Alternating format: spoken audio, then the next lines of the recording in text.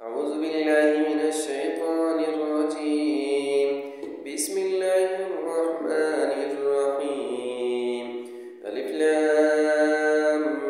ميم. ذلك الكتاب لا ريب فيه هدى للمتقين الذين يؤمنون بالغيب ويقيمون الصلاة ومما رزقناهم ينفقون والذين يؤمنون بما أنزل إليك وما أنزل من قبلك وبالآخرة هم يوقنون أولئك على هدى من ربهم وأولئك هم المفلحون. إن الذين كفروا سواء عليهم أأنذرتهم أم لم تنذرهم لا يؤمنون. ختم الله على قلوبهم وعلى سمعهم وعلى أبصارهم غشاوة ولهم عذاب عظيم. ومن الناس من يقول آمنا بالله وباليوم الآخر وما هم بمؤمنين يخادعون الله والذين آمنوا وما يخدعون إلا أنفسهم وما يشعرون. في قلوبهم مرض فزادهم الله مرضا ولهم عذاب أليم بما كانوا يكذبون. وإذا قيل لهم لا تفسدوا في الأرض قالوا إنما نحن مصلحون ألا إنهم هم المفسدون ولكن لا يشعرون. وإذا قيل لهم آمنوا كما آمن الناس قالوا ونؤمن كما آمن السفهاء ألا إنهم هم السفهاء ولكن لا يعلمون. وإذا لقوا الذين آمنوا قالوا آمنا وإذا خلوا إلى شياطينهم قالوا إنا معكم إنما نحن مستهزئون. الله يستهزئ بهم ويمدهم في طغيانهم يعمهون. أولئك الذين اشتروا الضلالة بالهدى فما ربحت تجارتهم وما كانوا مهتدين. مثلهم كمثل الذي استوقد نارا فلما أضاءت ما حوله ذهب الله بنورهم وتركهم في ظلمات لا يبصرون.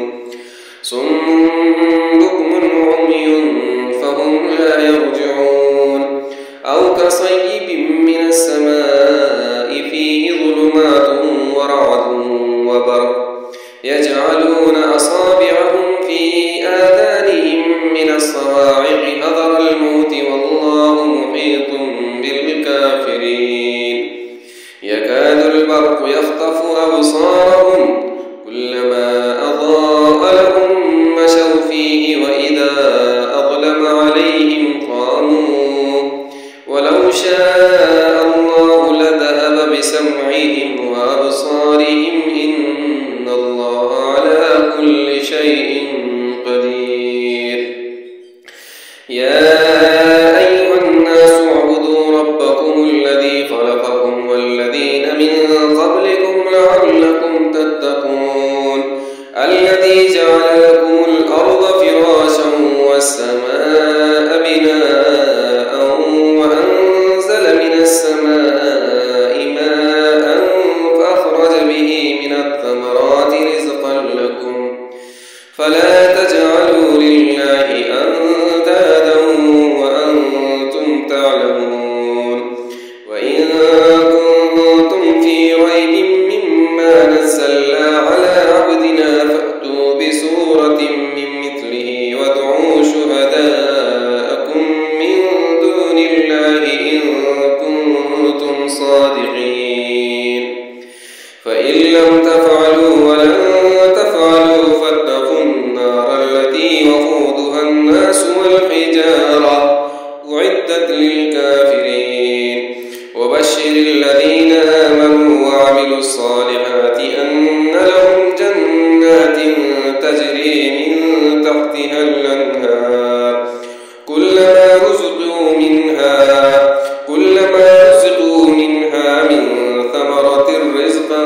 قالوا هذا الذي رزقنا من قبل وأتوا به متشابها ولهم فيها أزواج مطهرة وهم فيها خالدون إن الله لا يستحيي أن يضرب مثلا ما بعوضة فما فوقها فأما الذين آمنوا فيعلمون أنه الحق من ربهم وأما الذين كفروا فيقولون ماذا أراد الله بهذا مثلا يضل به كثيرا ويهدي به كثيرا وما يضل به إلا الفاسقين الذين ينقضون عهد الله من بعد ميثاقه ويقطعون ما أمر الله به أن يوصل ويفسدون في الأرض أولئك هم الخاسرون كيف تكفرون بالله وكنتم أمواتا فأحياكم ثم يميتكم ثم يحييكم ثم إليه ترجعون هو الذي خلق لكم ما في الأرض جميعا ثم استوى إلى السماء فسواهن 7 سماوات وهو بكل شيء عليم وإذ قال ربك للملائكة إني جاعل في الأرض خليفة قالوا أتجعل فيها من يفسد فيها ويسفك الدماء ونحن نسبح بحمدك ونقدس لك قال إني أعلم ما لا تعلمون وعلم آدم الأسماء كلها ثم عرضهم على الملائكة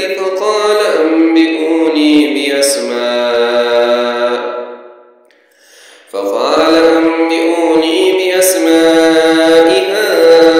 هؤلاء إن كنتم صادقين قالوا سبحانك لا علم لنا إلا ما علمتنا إنك أنت العليم الحكيم قال يا آدم أنبئهم بأسمائهم فلما أنبأهم بأسمائهم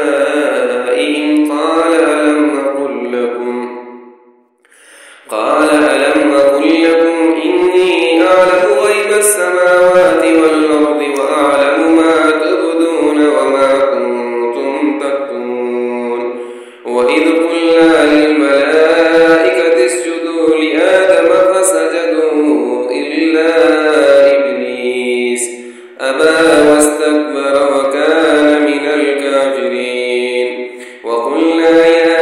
آدم اسكن أنت وزوجك الجنة وكلا منها رغدا حيث شئتما ولا تقربا هذه الشجرة فتكونا من الظالمين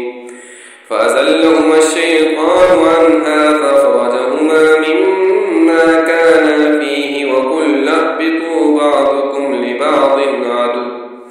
ولكم في الأرض مستقر ومتاع إلى حين فتلقى آدم من ربه كلمات فتاب عليه إنه هو التواب الرحيم قل اهبطوا منها جميعا فإما يأتينكم مني هدى فمن تبع هداي فلا خوف عليهم ولا هم يحزنون والذين كفروا وكذبوا بآياتنا أولئك أصحاب النار هم فيها خالدون يا بني إسرائيل اذكروا نعمتي التي أنعمت عليكم وأوفوا بعهدي أوف بعهدكم وإياي فارهبون يا بني إسرائيل اذكروا نعمتي التي أنعمت عليكم وأوفوا بعهدي أوف بعهدكم وإياي فارهبون وآمنوا بما أنزلت مصدقا لما معكم ولا تكونوا أول كافر به ولا تشتروا بآياتي ثمنا قليلا ثمنا قليلا وإياي فاتقون ولا تلبسوا الحق بالباطل وتكتموا الحق وأنتم تعلمون وأقيموا الصلاة وآتوا الزكاة واركعوا مع الراكعين أتأمرون الناس بالبر وتنسون أنفسكم وأنتم تتلون الكتاب أفلا تعقلون واستعينوا بالصبر والصلاة وإنها لكبيرة إلا على الخاشعين الذين يظنون أنهم ملاقو ربهم وأنهم إليه راجعون يا بني إسرائيل اذكروا نعمتي التي أنعمت عليكم وأني فضلتكم على العالمين واتقوا يوما لا تجزي نفس عن نفس شيئا ولا يقبل منها شفاعة ولا يؤخذ منها عدل ولا هم ينصرون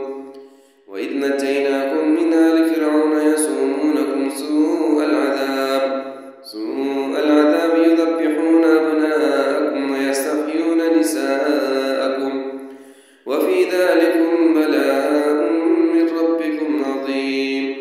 وإذ فرقنا بكم البحر فأنجيناكم وغرقنا آل فرعون وأنتم تنظرون وإذ وعدنا موسى 40 ليلة ثم اتخذتم العجل من بعده وأنتم ظالمون ثم عفونا عنكم من بعد ذلك لعلكم تشكرون وإذ آتينا موسى الكتاب والفرقان لعلكم تهتدون وإذ قال موسى لقومه يا قوم إنكم ظلمتم أنفسكم باتخاذكم العجل فتوبوا إلى بارئكم فاقتلوا أنفسكم ذلكم خير لكم عند بارئكم فتاب عليكم إنه هو التواب الرحيم وإذ قلتم يا موسى لن نؤمن لك حتى نرى الله جهرة فأخذتكم الصاعقة وأنتم تنظرون ثم بعثناكم من بعد موتكم لعلكم تشكرون وظللنا عليكم الغمام وأنزلنا عليكم المن والسلوى كلوا من طيبات ما رزقناكم وما ظلمونا ولكن كانوا أنفسهم يظلمون وإذ قلنا ادخلوا هذه القرية فكلوا منها حيث شئتم رغدا وادخلوا الباب سجدا وقولوا حطة نغفر لكم خطاياكم وسنزيد المحسنين فبدل الذين ظلموا قولا غير الذي قيل لهم فأنزلنا على الذين ظلموا رجزا من السماء بما كانوا يفسقون وإذ استسقى موسى لقومه فقلنا اضرب بعصاك الحجر فانفجرت منه 12 عينا قد علم كل أناس مشربهم كلوا واشربوا من رزق الله ولا تعثوا في الأرض مفسدين وإذ قلتم يا موسى لن نصبر على طعام واحد فادع لنا ربك يخرج لنا مما تنبت الأرض من بقلها وقثائها وفومها وعدسها وبصلها قال تستبدلون الذي هو أدنى بالذي هو خير اهبطوا مصرا فإن لكم ما سألتم وضربت عليهم الذلة والمسكنة وباءوا بغضب من الله ذلك بأنهم كانوا يكفرون بآيات الله ويقتلون النبيين بغير الحق ذلك بما عصوا وكانوا يعتدون إن الذين آمنوا والذين هادوا والنصارى والصابئين من آمن بالله واليوم الآخر وعمل صالحا فلهم أجرهم عند ربهم ولا خوف عليهم ولا هم يحزنون وإذ أخذنا ميثاقكم ورفعنا فوقكم الطور خذوا ما آتيناكم بقوة واذكروا ما فيه لعلكم تتقون ثم توليتم من بعد ذلك فلولا فضل الله عليكم ورحمته لكنتم من الخاسرين ولقد علمتم الذين اعتدوا منكم في السبت فقلنا لهم كونوا قردة خاسئين فجعلناها نكالا لما بين يديها وما خلفها وموعظة للمتقين وإذ قال موسى لقومه إن الله يأمركم أن تذبحوا بقرة قالوا أتتخذنا هزوا قال أعوذ بالله أن نكون من الجاهلين قالوا ادع لنا ربك يبين لنا ما هي قال إنه يقول إنها بقرة لا فارض ولا بكر عوان بين ذلك فافعلوا ما تؤمرون قالوا ادع لنا ربك يبين لنا ما لونها قال إنه يقول إنها بقرة صفراء فاقع لونها تسر الناظرين قالوا ادع لنا ربك يبين لنا ما هي إن البقرة شابه علينا وإنا إن شاء الله لمهتدون قال إنه يقول إنها بقرة لا ذلول تثير الأرض ولا تسقي الحرث مسلمة لا شية فيها قالوا الآن جئت بالحق فذبحوها وما كادوا يفعلون وإذ قتلتم نفسا فادارأتم فيها والله مخرج ما كنتم تكتمون فقلنا اضربوه ببعضها كذلك يحيي الله الموتى ويريكم آياته لعلكم تعقلون ثم قست قلوبكم من بعد ذلك فهي كالحجارة أو أشد قسوة وإن من الحجارة لما يتفجر منه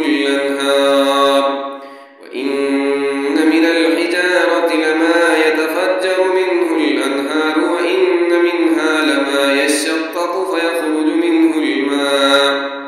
وإن منها لما يهبط من خشية الله وما الله بغافل عما تعملون أفتطمعون أن يؤمنوا لكم وقد كان فريق منهم يسمعون كلام الله ثم يحرفونه من بعد ما عقلوه وهم يعلمون وإذا لقوا الذين آمنوا قالوا آمنا وإذا خلا بعضهم إلى بعض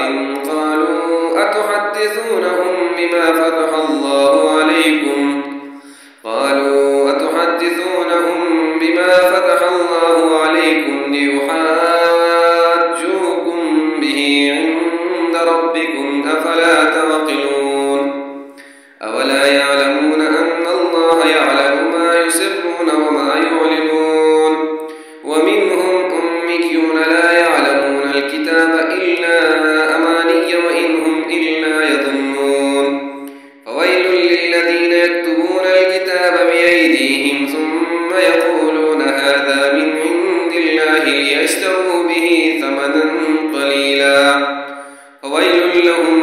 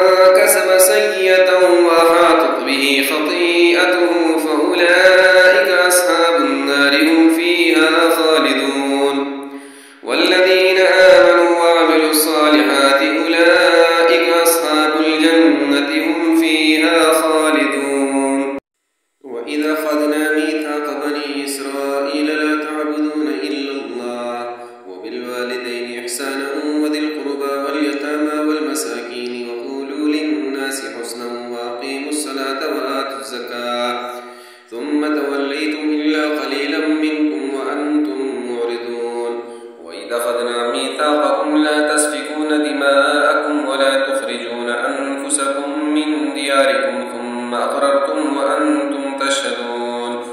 ثم أنتم هؤلاء تقتلون أنفسكم وتخرجون فريقا منكم من ديارهم تظاهرون عليهم بالإثم والعدوان وإن يأتوكم أسارى تفادوهم وهو محرم عليكم إخراجهم أفتؤمنون ببعض الكتاب وتكفرون ببعض فما جزاء من يفعل ذلك منكم إلا خزي في الحياة الدنيا ويوم القيامة يردون إلى أشد العذاب وما الله بغافل عما تعملون أولئك الذين اشتروا الحياة الدنيا بالآخرة فلا يخفف عنهم العذاب ولا هم ينصرون ولقد آتينا موسى الكتاب وقفينا من بعده بالرسل وآتينا عيسى ابن مريم البينات وأيدناه بروح القدس أفكلما جاءكم رسول بما لا تهوى أنفسكم استكبرتم ففريقا كذبتم وفريقا تقتلون وقالوا قلوبنا غلف بل لعنهم الله بكفرهم فقليلا ما يؤمنون ولما جاءهم كتاب من عند الله مصدق لما معهم وكانوا من قبل يستفتحون على الذين كفروا فلما جاءهم ما عرفوا كفروا به فلعنة الله على الكافرين بئس ما اشتروا به أنفسهم أن يكفروا بما أنزل الله بغيا أن ينزل الله من فضله على من يشاء من عباده فباءوا بغضب على غضب وللكافرين عذاب مهين وإذا قيل لهم آمنوا بما أنزل الله قالوا نؤمن بما أنزل علينا ويكفرون بما وراءه وهو الحق مصدقا لما معهم قل فلم تقتلون أنبياء الله من قبل إن كنتم مؤمنين ولقد جاءكم موسى بالبينات ثم اتخذتم العجل من بعده وأنتم ظالمون وإذ أخذنا ميثاقكم ورفعنا فوقكم الطور خذوا ما آتيناكم بقوة واسمعوا قالوا سمعنا وعصينا وأشربوا في قلوبهم العجل بكفرهم قل بئس ما يأمركم به إيمانكم إن كنتم مؤمنين قل إن كانت لكم الدار الآخرة عند الله خالصة من دون الناس فتمنوا الموت إن كنتم صادقين ولن يتمنوه أبدا بما قدمت أيديهم والله عليم بالظالمين ولتجدنهم أحرص الناس على حياة ومن الذين أشركوا يود أحدهم لو يعمر ألف سنة وما هو بمزحزحه من العذاب أن يعمر والله بصير بما يعملون قل من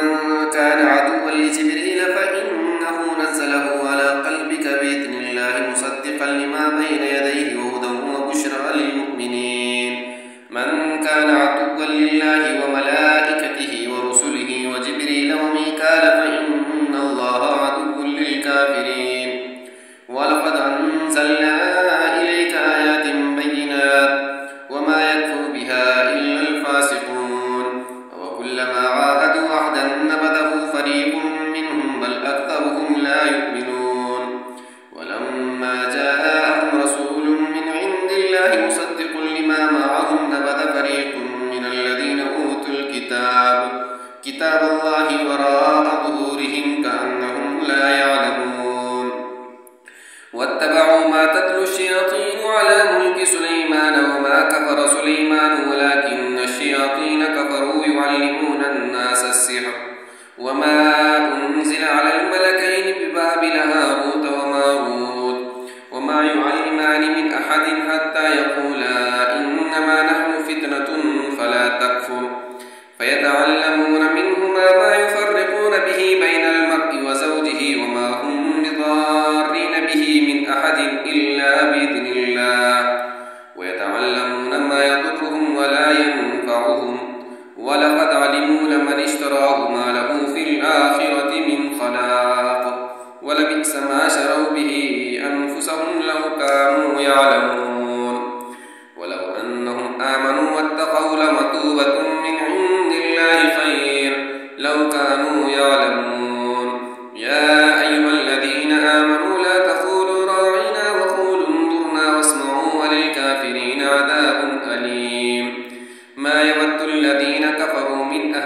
الكتاب ولا المشركين أن ينزل عليكم من خير من ربكم،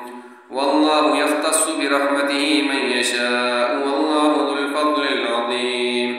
ما ننسخ من آية أو ننسها نأت بخير منها أو مثلها. ألم تعلم أن الله على كل شيء قدير؟ ألم تعلم أن الله له ملك السماوات والأرض، وما لكم من دون الله من ولي ولا نصير؟ أم تريدون أن تسألوا رسولكم كما سئل موسى من قبل؟ ومن يتبدل الكفر بالإيمان فقد ضل سواء السبيل. ود كثير من أهل الكتاب لو يردونكم من بعد إيمانكم كفارا حسدا من عند أنفسهم من بعد ما تبين لهم الحق، فاعفوا واصفحوا حتى يأتي الله بأمره، إن الله على كل شيء قدير. وأقيموا الصلاة وآتوا الزكاة وما تقدموا لأنفسكم من خير تجدوه عند الله،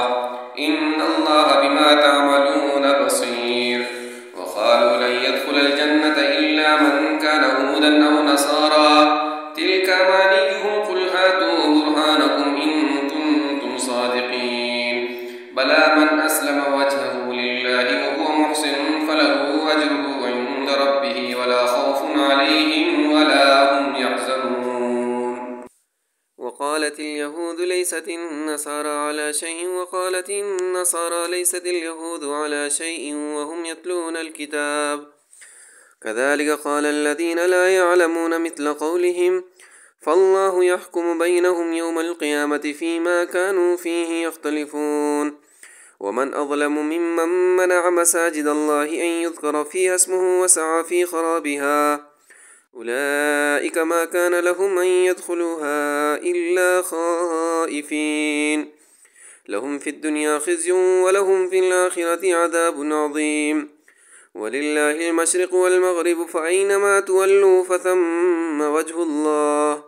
إن الله واسع عليم. وقالوا اتخذ الله ولدا سبحانه، بل له ما في السماوات والأرض كل له قانتون، بديع السماوات والأرض، وإذا قضى أمرا فإنما يقول له كن فيكون. وقال الذين لا يعلمون لولا يكلمنا الله أو تأتينا آية، كذلك قال الذين من قبلهم مثل قولهم تشابهت قلوبهم، قد بينا الآيات لقوم يوقنون. إنا أرسلناك بالحق بشيرا ونذيرا ولا تسأل عن أصحاب الجحيم. ولن ترضى عنك اليهود ولا النصارى حتى تتبع ملتهم، قل إن هدى الله هو الهدى، ولئن اتبعت أهواءهم بعد الذي جاءك من العلم ما لك من الله من ولي ولا نصير. الذين آتيناهم الكتاب يتلونه حق تلاوته، أولئك يؤمنون به، ومن يكفر به فأولئك هم الخاسرون. يا بني إسرائيل اذكروا نعمتي التي أنعمت عليكم وأني فضلتكم على العالمين. واتقوا يوما لا تجزي نفس عن نفس شيئا ولا يقبل منها عدل ولا تنفعها شفاعة ولا هم ينصرون. وإذ ابتلى إبراهيم ربه بكلمات فأتمهن، قال إني جاعلك للناس إماما، قال ومن ذريتي، قال لا ينال عهد الظالمين. وإذ جعلنا البيت مثابة للناس وأمنا، واتخذوا من مقام إبراهيم مصلى، وعهدنا إلى إبراهيم وإسماعيل أن طهرا بيتي للطائفين والعاكفين والركع السجود. وإذ قال إبراهيم رب اجعل هذا بلدا آمنا وارزق أهله من الثمرات من آمن منهم بالله واليوم الآخر، قال ومن كفر فأمتعه قليلا ثم أضطره إلى عذاب النار، وبئس المصير. وإذ يرفع إبراهيم القواعد من البيت وإسماعيل، ربنا تقبل منا إنك أنت السميع العليم ربنا واجعلنا مسلمين لك ومن ذريتنا أمة مسلمة لك وأرنا مناسكنا وتب علينا إنك أنت التواب الرحيم ربنا وابعث فيهم رسولا منهم يتلو عليهم آياتك ويعلمهم الكتاب والحكمة ويزكيهم إنك أنت العزيز الحكيم ومن يرغب عن ملة إبراهيم إلا من سفي نفسه ولقد اصطفيناه في الدنيا وإنه في الآخرة لمن الصالحين إذ قال له ربه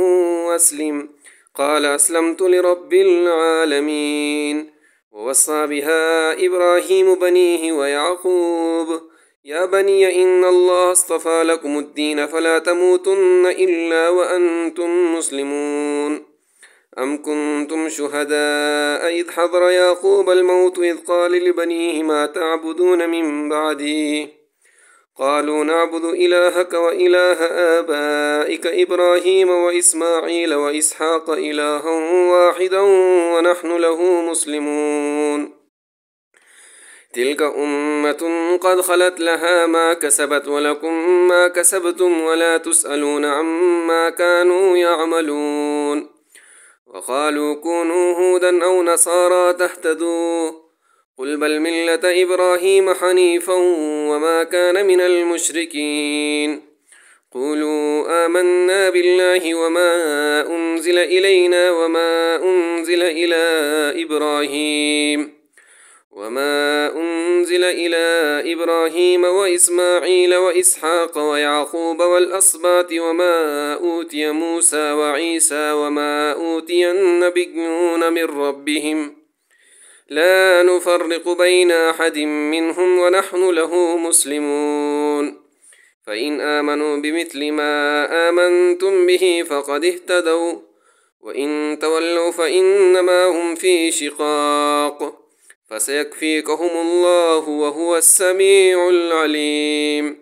صبغة الله ومن أحسن من الله صبغة ونحن له عابدون قل أتحاجوننا في الله وهو ربنا وربكم ولنا أعمالنا ولكم أعمالكم ونحن له مخلصون أم تقولون إن إبراهيم وإسماعيل وإسحاق ويعقوب والأسباط كانوا هودا أو نصارى قل أأنتم أعلم أم الله ومن أظلم ممن كتم شهادة عنده من الله وما الله بغافل عما تعملون تلك أمة قد خلت لها ما كسبت ولكم ما كسبتم ولا تسألون عما كانوا يعملون سيقول السفهاء من الناس ما ولاهم عن قبلتهم التي كانوا عليها قل لله المشرق والمغرب يهدي من يشاء إلى صراط مستقيم وكذلك جعلناكم أمة وسطا لتكونوا شهداء على الناس ويكون الرسول عليكم شهيدا وما جعلنا القبلة التي كنت عليها إلا لنعلم من يتبع الرسول ممن ينقلب على عقبيه وإن كانت لكبيرة إلا على الذين هدى الله وما كان الله ليضيع إيمانكم إن الله بالناس لرؤوف رحيم قد نرى تقلب وجهك في السماء فلنولينك قبلة ترضاها فول وجهك شطر المسجد الحرام وحيثما كنتم فولوا وجوهكم شطره وإن الذين أوتوا الكتاب ليعلمون أنه الحق من ربهم وما الله بغافل عما يعملون ولئن أتيت الذين أوتوا الكتاب بكل آية ما تبعوا قبلتك وما أنت بتابع قبلتهم وما بعضهم بتابع قبلة بعض ولئن اتبعت أهواءهم من بعد ما جاءك من العلم إنك إذا لمن الظالمين الذين آتيناهم الكتاب يعرفونه كما يعرفون أبناءهم وإن فريقا منهم ليكتمون الحق وهم يعلمون الحق من ربك فلا تكونن من الممترين ولكل وجهة هو موليها فاستبقوا الخيرات أينما تكونوا يأتي بكم الله جميعا إن الله على كل شيء قدير ومن حيث خرجت فول وجهك شطر المسجد الحرام وإنه للحق من ربك وما الله بغافل عما تعملون ومن حيث خرجت فول وجهك شطر المسجد الحرام وحيث ما كنتم فولوا وجوهكم شطره لئلا يكون للناس عليكم حجة إلا الذين ظلموا منهم فلا تخشوهم واخشوني وليتم نعمتي عليكم ولعلكم تهتدون كما أرسلنا فيكم رسولا منكم يتلو عليكم آياتنا ويزكيكم ويعلمكم الكتاب والحكمة ويعلمكم ما لم تكونوا تعلمون فاذكروني أذكركم واشكروا لي ولا تكفرون يا أيها الذين آمنوا استعينوا بالصبر والصلاة إن الله مع الصابرين ولا تقولوا لمن يقتل في سبيل الله أموات بل أحياء ولكن لا تشعرون ولنبلونكم بشيء من الخوف والجوع ونقص من الأموال والأنفس والثمرات وبشر الصابرين الذين إذا أصابتهم مصيبة قالوا إنا لله وإنا إليه راجعون أولئك عليهم صلوات من ربهم ورحمة وأولئك هم المهتدون إن الصفا والمروة من شعائر الله فمن حج البيت أو اعتمر فلا جناح عليه أن يطوف بهما ومن تطوع خيرا فإن الله شاكر عليم إن الذين يكتمون ما أنزلنا من البينات والهدى من بعد ما بيناه للناس في الكتاب أولئك يلعنهم الله ويلعنهم اللاعنون إلا الذين تابوا وأصلحوا وبينوا فأولئك أتوب عليهم وأنا التواب الرحيم إن الذين كفروا وماتوا وهم كفار أولئك عليهم لعنة الله والملائكة والناس أجمعين خالدين فيها لا يخفف عنهم العذاب ولا هم ينظرون وإلهكم إله واحد لا إله إلا هو الرحمن الرحيم إن في خلق السماوات والأرض واختلاف الليل والنهار والفلك التي تجري في البحر بما ينفع الناس وما أنزل الله من السماء من ماء فأحيا به الأرض بعد موتها وبث فيها من كل دابة وتصريف الرياح والسحاب المسخر بين السماء والأرض لآيات لقوم يعقلون ومن الناس من يتخذ من دون الله أندادا يحبونهم كحب الله والذين آمنوا أشد حبا لله ولو يرى الذين ظلموا إذ يرون العذاب أن القوة لله جميعا وأن الله شديد العذاب إذ تبرأ الذين اتبعوا من الذين اتبعوا ورأوا العذاب وتقطعت بهم الأسباب وقال الذين اتبعوا لو أن لنا كرة فنتبرأ منهم كما تبرأوا منا كذلك يريهم الله أعمالهم حسرات عليهم وما هم بخارجين من النار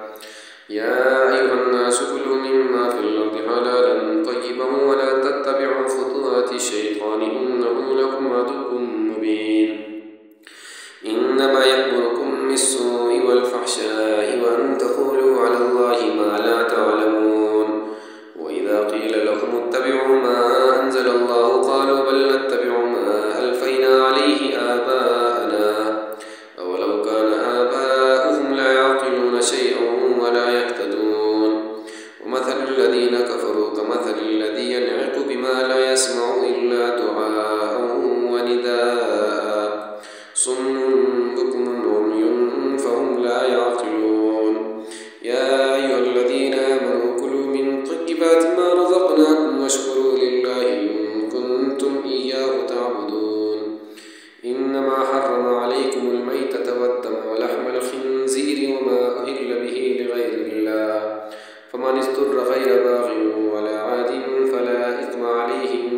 الله غفور رحيم إن الذين يكتمون ما أنزل الله من الكتاب ويشترون به ثمنا قليلا أولئك ما يأكلون في بطونهم إلا النار ولا يكلمهم الله يوم القيامة ولا يزكيهم ولهم عذاب أليم أولئك الذين اشتروا الضلالة بالهدى والعذاب بالمغفرة فما أصبرهم على النار ذلك بأن الله نزل الكتاب بالحق وإن الذين اختلفوا في الكتاب لفي شقاق بعيد ليس البر أن تولوا وجوهكم قبل المشرق والمغرب ولكن البر من آمن بالله واليوم الآخر والملائكة والكتاب والنبيين وآتى المال على حبه ذوي القربى واليتامى والمساكين وابن السبيل والسائلين وفي الرقاب وأقام الصلاة وآتى الزكاة والموفون بعهدهم إذا عاهدوا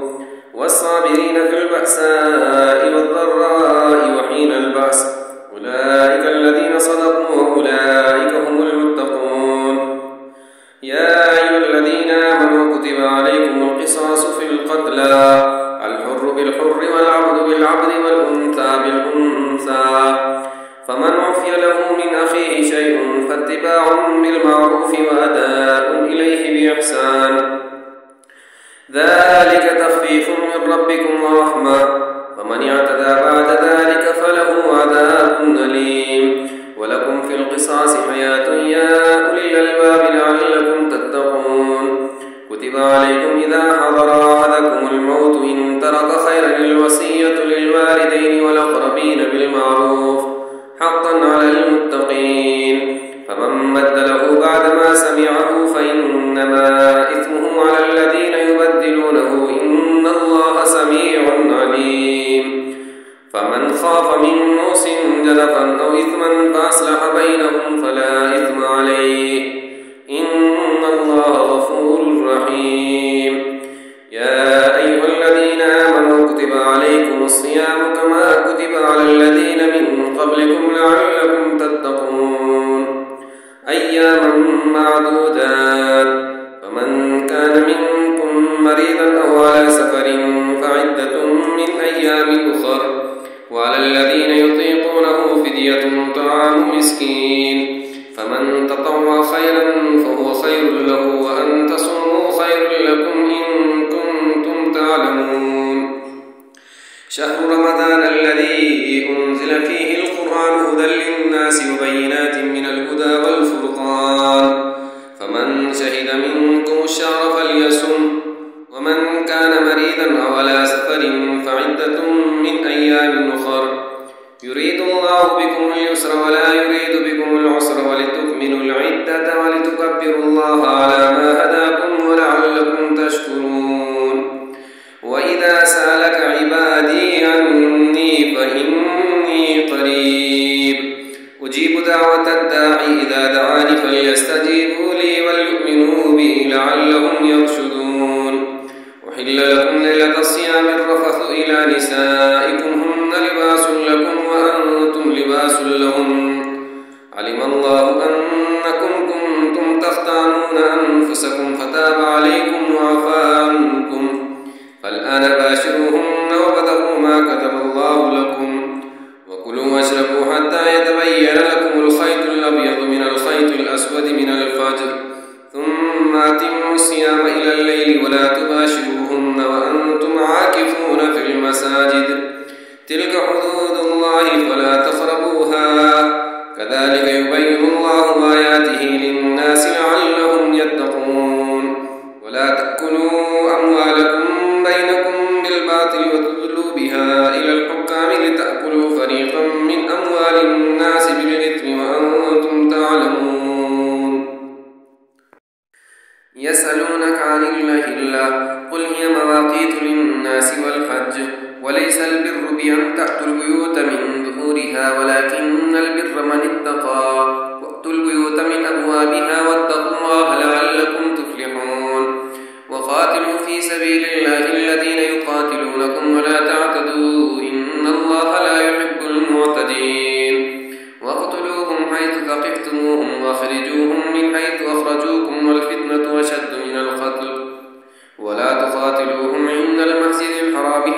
يقاتلوكم فيه، فإن قاتلوكم فاقتلوهم، كذلك جزاء الكافرين. فإن انتهوا فإن الله غفور رحيم.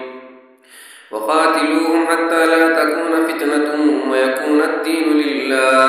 فإن انتهوا فلا عدوان إلا على الظالمين. الشهر الحرام بالشهر الحرام والحرمات قصاص، فمن اعتدى عليكم فاعتدوا عليه بمثل ما اعتدى عليكم، واتقوا الله واعلموا أن الله مع المتقين.